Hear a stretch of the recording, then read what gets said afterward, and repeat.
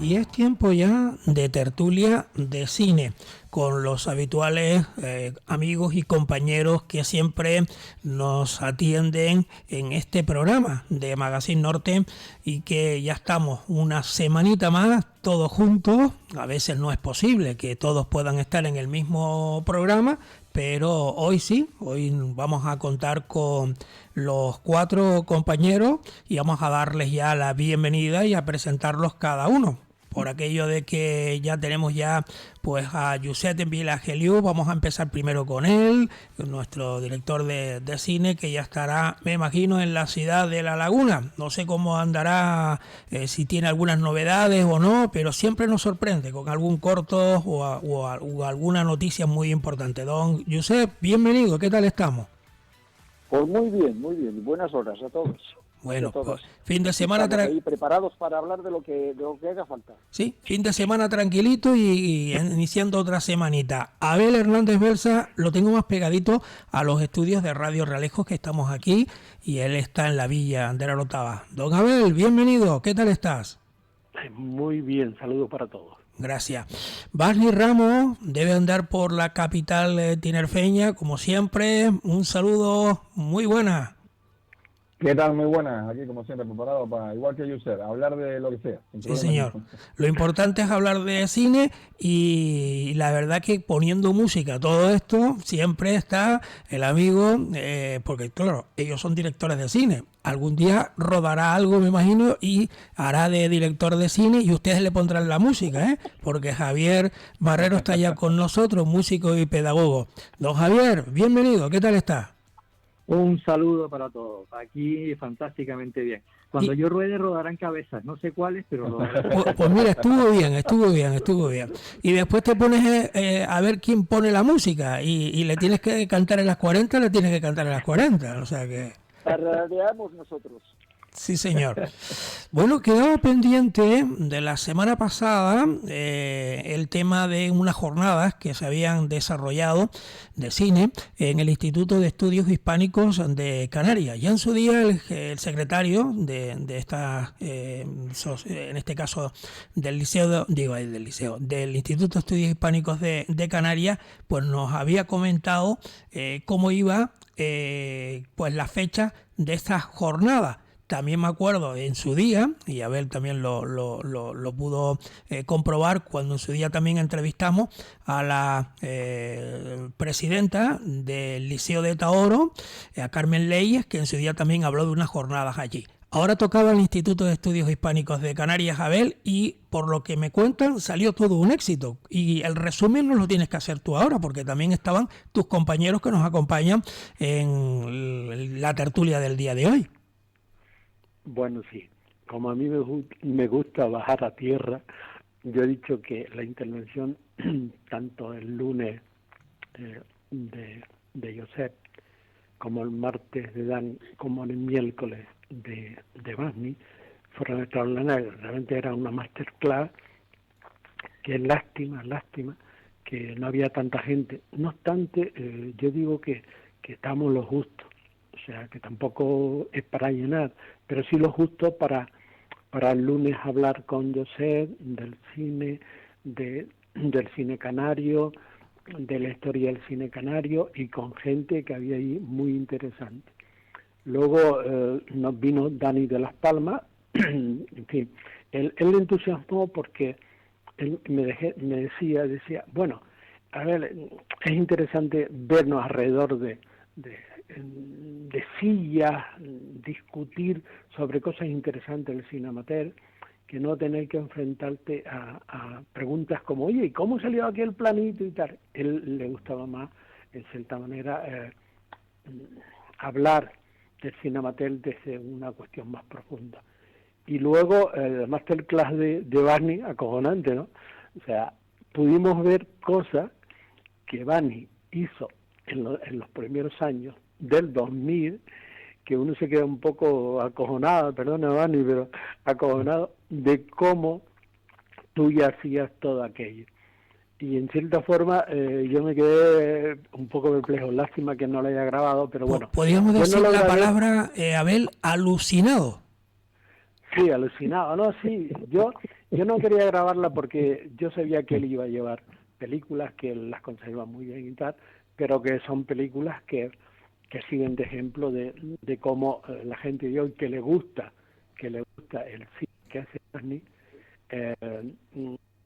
se copian, no aprenden y en cierta manera las experiencias que tienen pues son experiencias basadas en otros contextos, en otras situaciones, y teniendo aquí una persona como el ejemplo de Basti, donde realmente se explayó sobre lo que hizo, lo que sigue haciendo, y en fin, y espero que en el futuro pues mejore mucho más y le aparezca un padrino a ver si edita, a ver si realiza un largometraje.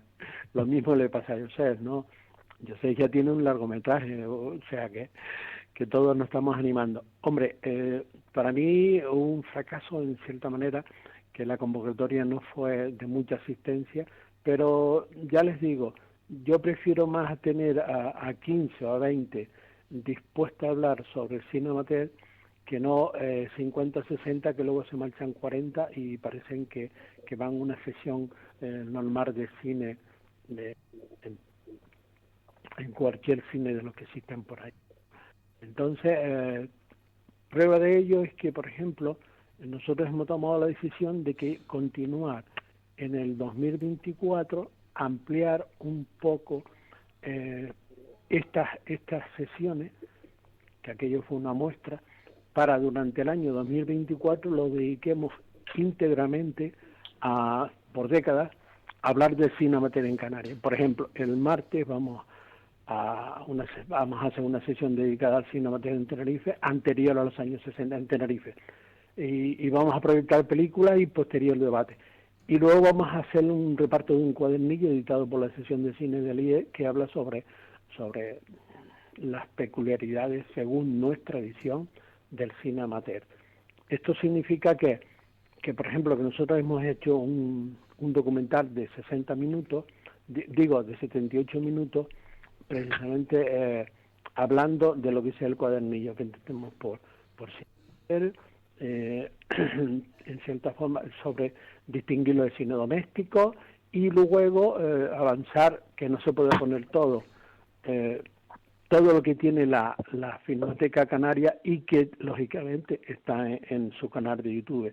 Y nos hemos apañado en el sentido de que hemos incluido alguna que otra película, pero no porque sea cine amateur, sino porque por su interés etnográfico social pudimos incorporar nuevas cuestiones.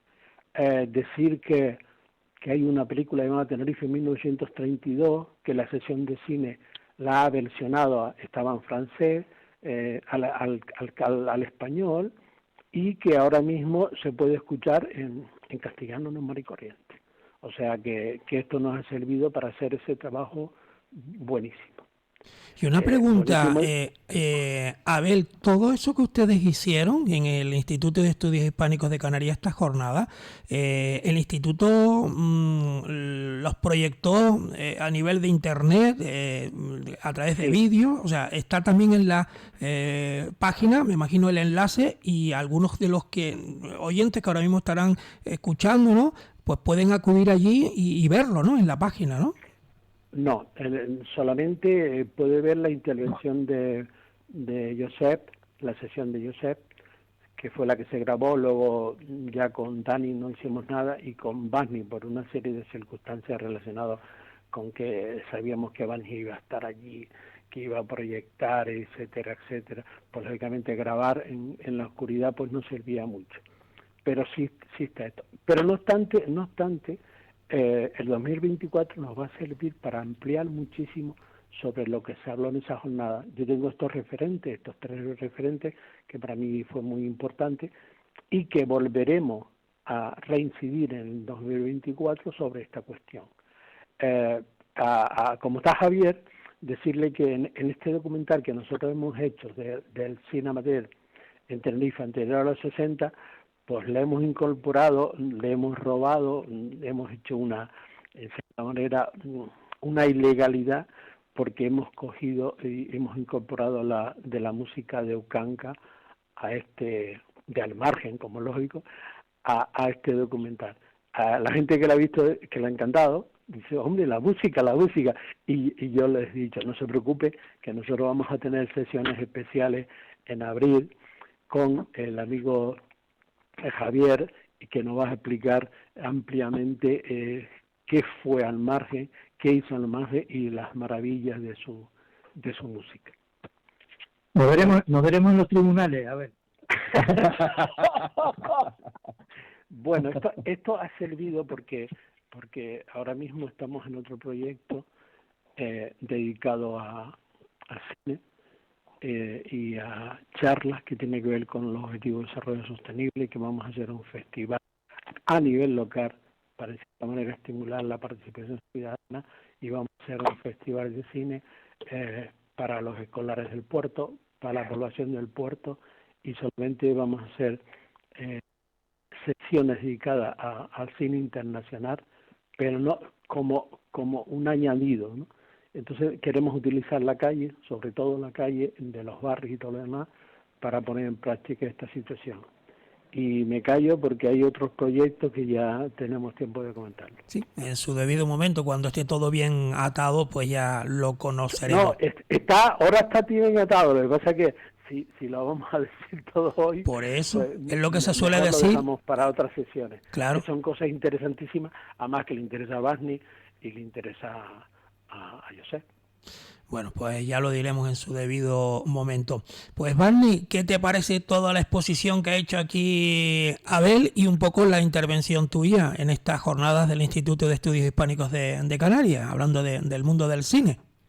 Me parece fantástico. La verdad es que este tipo de cosas tienen que hacerse incluso más a menudo y en más sitios, porque así fomentamos pues eso, que la gente pues conozca, sobre todo que conozca un poco la existencia de eso, de un grupo de personas que están pues peleando para contar historias a su manera, con sus medios, y que no todo es Hollywood, no todo es el cine español y tal, sino que, oye, que siempre puedes encontrar cositas que te pueden incluso llamar la atención o lo que sea.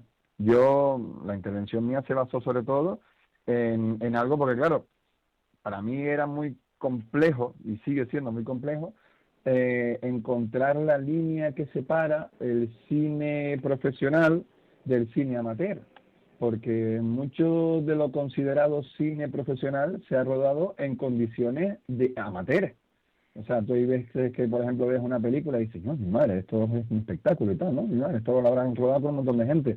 Y después te das cuenta y te enteras que no, que han sido 4 pelagatos que me han rodado de una manera muy barata y han salido hacia adelante. Y dices, coño, pues, oye, con eso, hombre, claro, hay que saber utilizar los medios para que aquello tenga una pinta mucho más profesional de lo que pueda parecer en un principio. Pero bueno, yo un poco lo que dejé claro en la intervención mía cuando estuve por allí era pues que todo lo que se hace para aprender.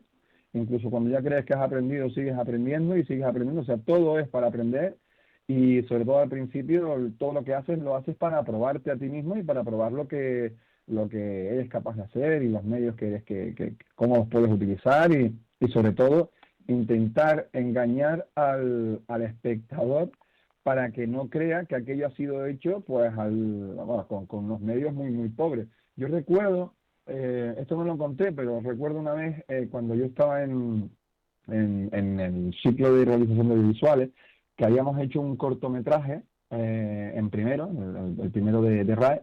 Hicimos un corto y yo quería hacer un segundo cortometraje mucho más ambicioso y tal. Y bueno, me dijeron, no, hay un chico que puede ser productor, que te puede producir el cortometraje y eso. Y fui a dar con él y le enseñé el corto que habíamos hecho. Entonces, nada, cuando acabé, pues le empecé a explicar, le dije, no, es que, bueno, esto es así, esto lo hicimos de esta manera porque tal, esto también, claro, es que date cuenta que éramos no sé qué, no sé cuánto. Bueno, le expliqué un montón de cosas oye, si ves que esto no está bien, pues era porque nos faltó esto y nos faltó esto y nos faltó esto. Y entonces el chico me dijo, mira, me parece muy bien todo lo que me has explicado, me parece fantástico, pero creo que una cosa sí que tendrías que tener clara y que se te meta en la cabeza, y es que tú me lo estás enseñando, me tienes a mí delante y me lo puedes explicar. Y yo puedo entender y puedo ver, oye, pues esto ha sido así, ha salido así, porque lo has hecho de esta manera. pero cuando lo pones delante de un espectador en una sala de cine o en la televisión, no tienes a la gente delante para explicarle, oye, si esto lo ves mal es porque yo no pude hacerlo porque ese día el técnico de tal no fue o lo que sea, o no tenía dinero para pagarla. Eso no lo puedes explicar. Con lo cual, él lo va a ver sin ningún tipo de conocimiento detrás. Y no tiene por qué saber que tú has tenido problemas. Él cree que todo está en condiciones perfectas. Y si lo ve mal, es que tú no lo has sabido hacer. No es que tú no lo has podido hacer. Entonces sí te aconsejo que si no puedes hacer cosas que estén por encima de tus capacidades, ya sea técnicas, ya sea económicas o lo que sea, no lo hagas.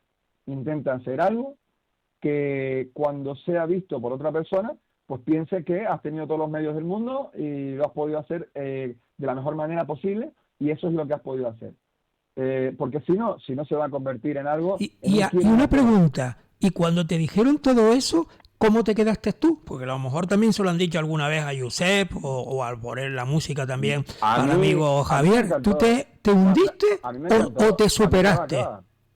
A mí me encantó, a mí me pareció una lección, una de las mejores lecciones que me han dado en mi vida, y a partir de ahí, pues todo lo que hacía, todo lo que hice fue intentar eso, hacerlo. O sea, a partir de ahí lo que hice fue pensar antes los medios que tenía para después poder hacer una historia que pudiese contar con esos medios, no al revés.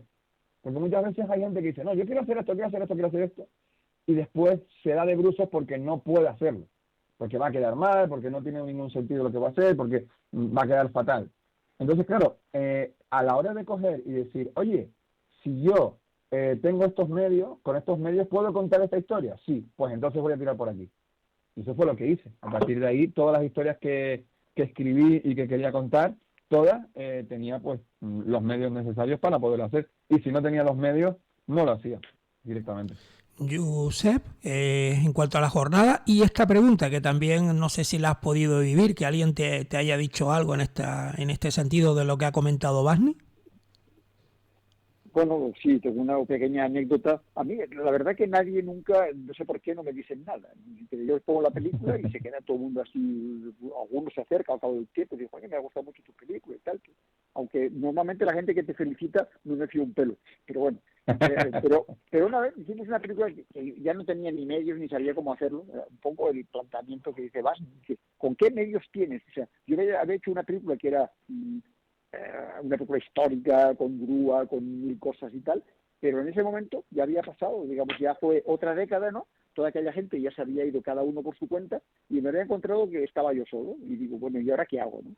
Entonces tuvimos la oportunidad de empezar a filmar una cosa que no era ni siquiera plantearse hacer una película, sino que empezamos a rodar material, y cuando lo tuvimos, lo editamos, hicimos con un pase privado.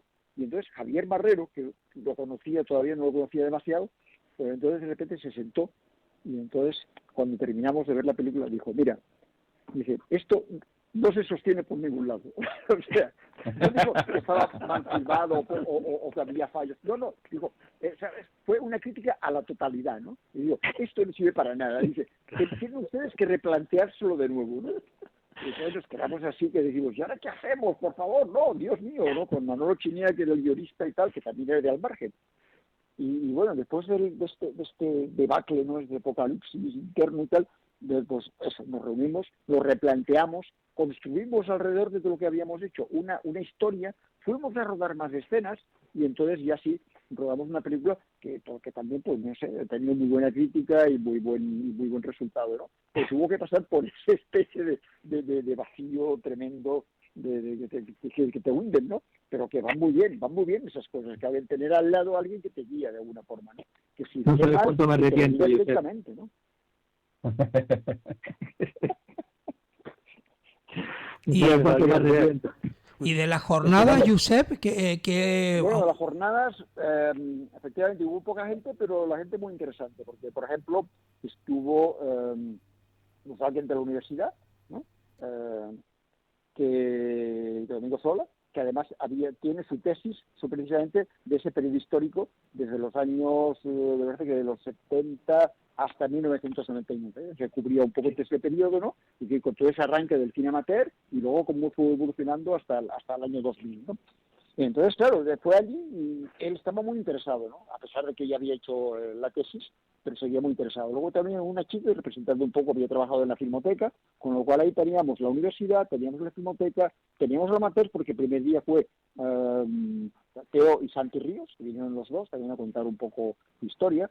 Y precisamente hoy, que estamos en el mes de enero ya del 2024, ¿no?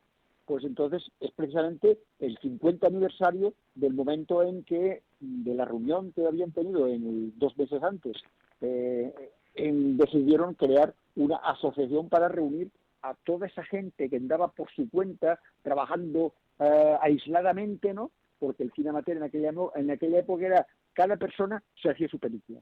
No creaba un equipo para hacer una película, que es la concepción general. Yo venía de esa concepción y es la que existe ahora. Pero en aquel momento no. El cine amateur en aquel momento era, cada uno tenía una cámara, un proyector, una moviola, y lo tenía todo, y entonces él se hacía la película él solo, con a lo mejor con 4 amigos, ¿no? Con 4 amigos que sabían por ahí y tal, pero que se lo hacía todo él, ¿no?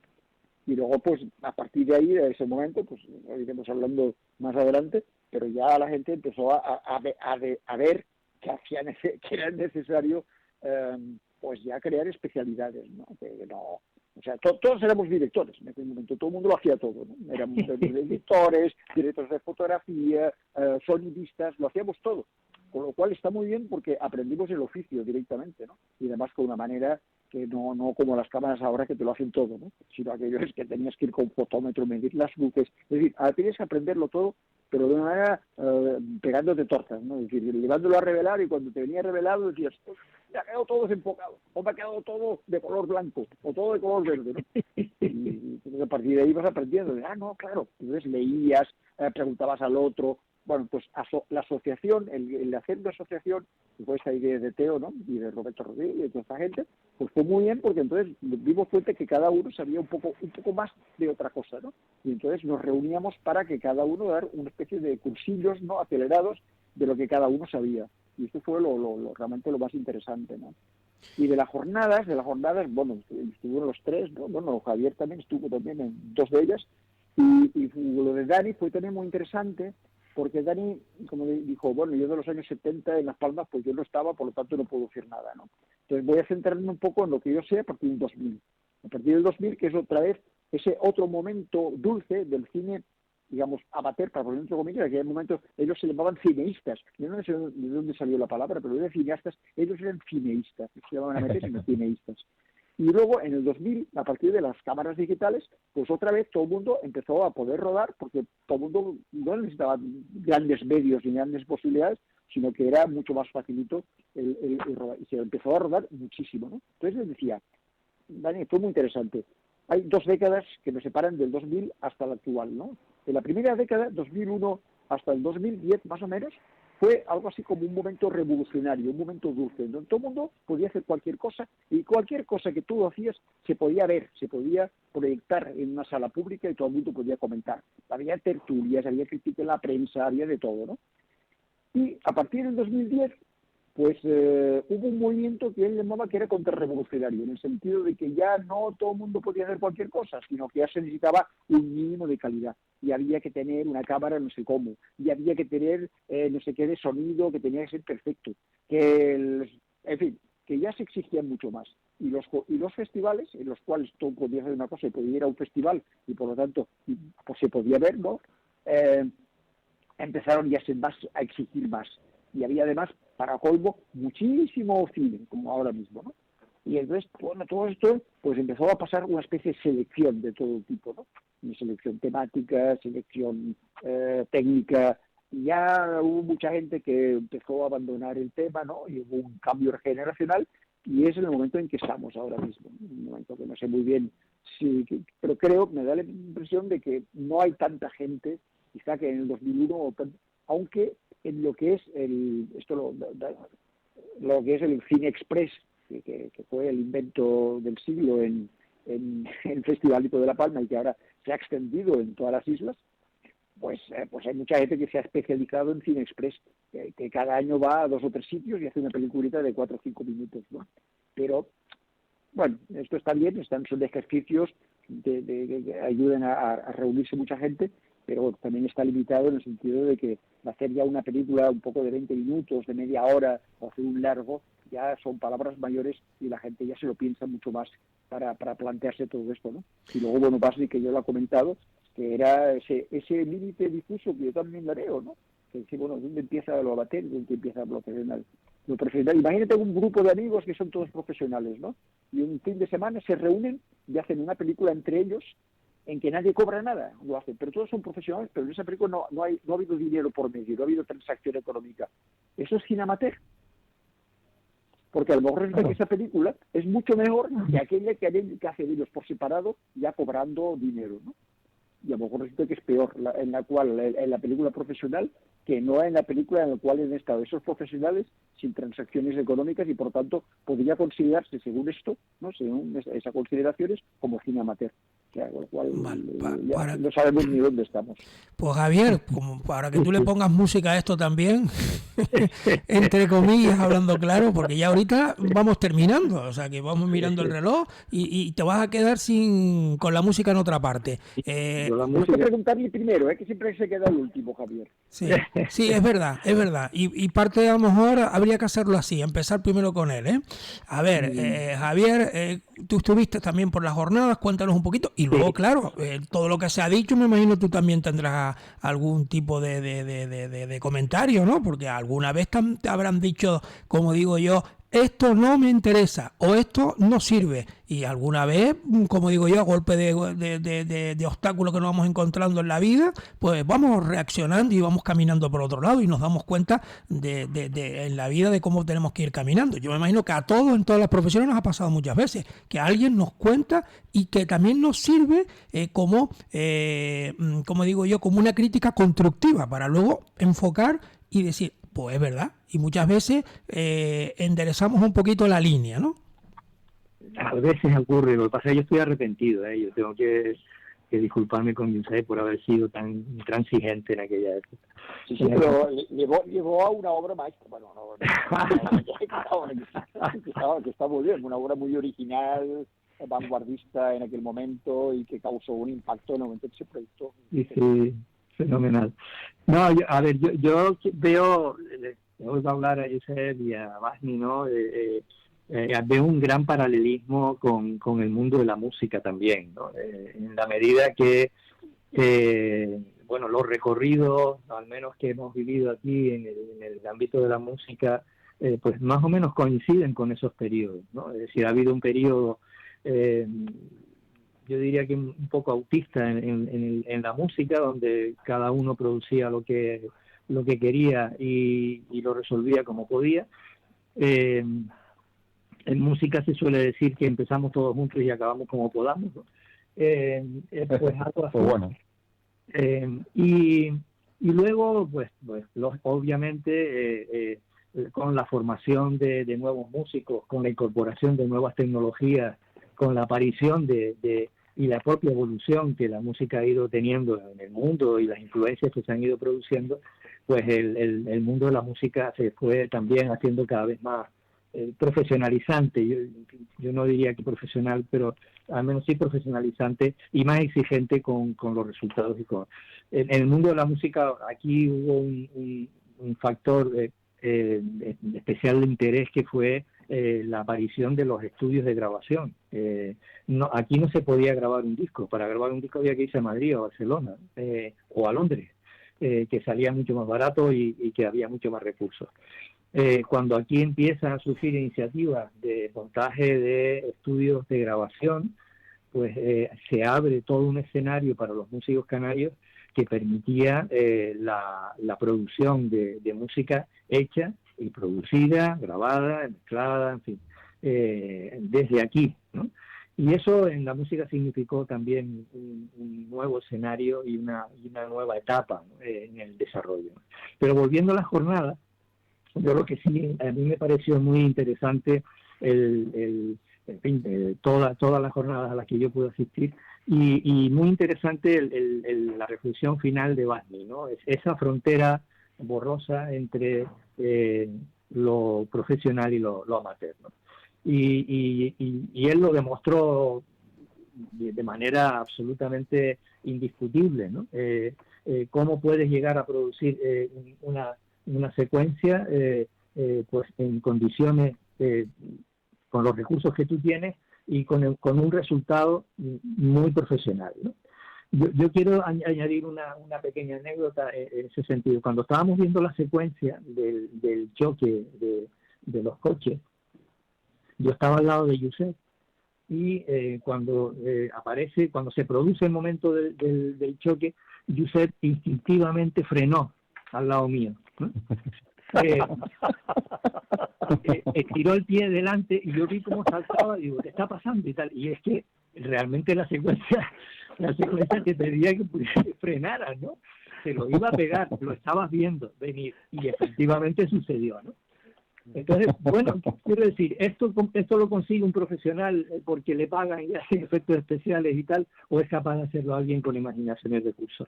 Esa es la frontera borrosa del mundo de la materia. Y en el mundo de la música ocurre igual, o sea, hay resultados sonoros, producciones musicales que tienen una máxima calidad y no han sido producidos precisamente por profesionales del ramo, ¿no?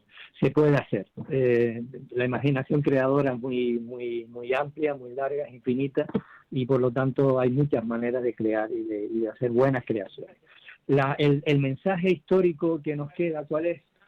Que lo que se puede hacer se haga y se haga bien, por lo que decía Basni antes, porque lo que queda mal, y volverás a ver el plano y volverás a oír a ver ese plano que está desviado, como ocurre en música como una nota quede fuera de sitio, ya te pueden poner la sinfonía más grande del mundo, que al final vas a ir al sitio donde está equivocado. Entonces, hacer las cosas bien, hacerlas de manera digna y hacerlas de manera coherente, y ya está. Y a partir de ahí todo es posible, ¿no? Bueno, pues a ver. Yo recuerdo, por ejemplo, un ejemplo rápido de lo que es el tema, como antes estaba diciendo Josep, que hay momentos en los que se piden unos elementos técnicos particulares para que ya sea considerada una obra de más calidad o lo que sea, ¿no? O sea, hay veces que mucha gente tiene en cuenta que dice, bueno, es que si esto está grabado con esta cámara, no es profesional. Y si está grabado con esta cámara, ya sí es profesional. Bueno, yo recuerdo una película que se llamaba 28 días después, del director Danny Boyle, una película de zombies y tal, que fue un taquillazo, fue una revolución en su momento, porque bueno, creo que, no sé si fue la primera vez que pusieron zombies que corrían, que eran, vamos, que asustaban de verdad. Pues esa película fue rodada muchas de las partes fueron rodadas en Londres, y yo me quedé flipando cuando me enteré de que la habían rodado con la misma cámara que yo tenía. O sea, era una Canon XL1S que grababa en mini DV, o sea, en cintas pequeñitas en digital, que ni siquiera era DVCAM ni Betacam digital, no, era mini DV, o sea, grababa en un formato que era 720 por 576, pero estirado para poder hacer un anamórfico, un 1024 por 520 o algo así. Vamos a ver, estamos hablando de que es la mitad del HD. Y antes, pues claro, se rodaba en 35 milímetros, que el escaneado del 35 milímetros podría ser en 2K como mínimo. O sea, 2K es más que el HD, y estamos hablando de hace muchísimo tiempo. Pues esto se rodó en una resolución de televisión de 1980. O sea, una resolución muy pequeña, pero claro, y yo me quedé flipando, en plan de, pero ¿cómo es posible que una película se haya rodado con esta cámara? Si esta cámara está bien para bodas, bautizos, comuniones y nada más. O sea, y bueno, y lo que utilizamos nosotros, que era para videoclips locales y cosas así. A mí la estética de la cámara me encantaba, era una cámara maravillosa que podías cambiar las ópticas y tal, pero seguía siendo una cámara que yo la podía comprar en la calle y no tenía un precio excesivo, que sí, que tenía costaba, pero no era una cámara ultra profesional, ¿no? Y después me enteré que es que, claro, ellos tenían 5 minutos para poder cortar vías principales del centro de Londres y dejarlas completamente vacías para que el protagonista caminase por esas carreteras. Entonces, claro, para poder grabar ahí y no tener problemas, tuvieron que utilizar 7 cámaras en cada localización para tener 7 planos diferentes en esos 5 minutos. Y para poder tener 7 cámaras, tuvieron que hacerse con unas cámaras que fuesen baratas, fáciles de conseguir, pero que diesen una estética que funcionase. Entonces decidieron grabar con esas cámaras. Y la gente se quedó flipando con esa película. Y estamos hablando de una película grabada en mini DV. O sea, en un formato de mini DV. Es como cuando antes, por ejemplo, el cine independiente pues se rodaba también en 16 milímetros y no en 35. Estamos hablando ya de la mitad de negativo, con lo cual es más barato y tal y cual. Y muchísimas películas que se han visto de la época, por ejemplo, Posesión Infernal misma, por ejemplo, una película que es de culto, La Matanza de Texas. O sea, esas películas así de serie B, de miedo y tal de la época, rodadas con 16 milímetros. Easy Rider también. Y son películas que eran independientes, pero que tú las veías y, bueno, fueron éxitos de taquilla brutales y no eran consideradas cine amateur. O sea, estaban en la línea de cine profesional. O sea, que estamos hablando de que la técnica muchas veces, vale, te puede servir de línea, ¿no? Pero otras veces no. La última película, hay una que se llama The Creator, que se estrenó el año pasado. The Creator se rodó con una Sony FX3, una cámara que el cuerpo sale 3.400 euros. Entonces, claro, vamos a ver que hay muchísimas cámaras en el mercado que tienen muchísima más calidad, y sin embargo esta película, es verdad que al final el presupuesto de la película se fue a 80 millones de euros, pero la cámara con la que grabaron la película completa es una cámara de 3.400 euros. O sea, que muchas veces la técnica no te marca lo que es la profesionalidad del producto. Lo que te marca realmente es el conocimiento a nivel técnico y artístico que tenga el equipo que trabaja en ella. Pues tenemos Sí, que bueno, poner ya aparte de que el punto esos formatos final. te dan una textura especial, ¿eh? Es decir, los 16 milímetros, por ejemplo, que comentabas, pues por ejemplo, el blanco y negro 16 milímetros que tenía así la 400 ASA, que tenía como un grano, ¿no? O sea, ahora, por ejemplo, todo el mundo está loco con la alta definición, que todo quede clarito en todos lados. Pero en aquella época, el ver grano, el ver como una especie de turbulencia allí, en aquella que no sé, que estaba muy definida las cosas, eso le daba un atractivo especial, que es una estética especial, como en la pintura, ¿no? La pintura, claro, que está, bueno, pues abocetada o técnica realista. Pues en el cine pasaba eso. Entonces no se trata tanto de que quedase todo muy clarito, sino que cada textura, o sea, perdón, que cada tipo de cámara, ¿no? A lo mejor eligen una cámara y no otra, porque te da una estética que es la que interesa, ¿no? Incluso el bueno, pues lo tengo que dejar aquí ya, porque ya no cabe nada más. Abel, felicidades como siempre por reunir a los compañeros ahí en esa jornada, y ya estaremos pendientes de las próximas fechas y de todos esos proyectos. Cuídate mucho y hasta dentro de una semanita, Abel. Venga, amigos tertulianos, un saludo a todos. Gracias también, Javier Marrero. Un saludo. Gracias, Basni Ramos. Hasta la próxima. Un saludo, un abrazo fuerte. Y Josep Vilageliu también, un abrazo, muchas gracias. Hasta la próxima semana. Perfectamente, hasta la próxima semana. Sí. Cerramos capítulo aquí en la tertulia del cine. Más cosas enseguida.